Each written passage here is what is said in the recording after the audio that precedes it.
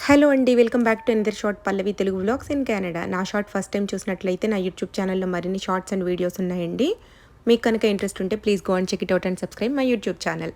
ఈరోజు evening time అయితే మేము కొంచెం సేపు పార్క్‌కొచ్చామండి. నేను చెప్పాను కదా సమ్మర్‌లో ఇట్లా వాటర్ వదులుతారు అని చెప్పి. పార్క్స్‌లో స్ప్లాష్ ప్యాడ్ అంటారు వాటిని. మా బావ అక్కడ కాసేపు ఆడుకున్నాడు. నేను ఇంకా పార్క్‌కి వెళ్ళే ముందే కర్రీ చేసి పెట్టాను.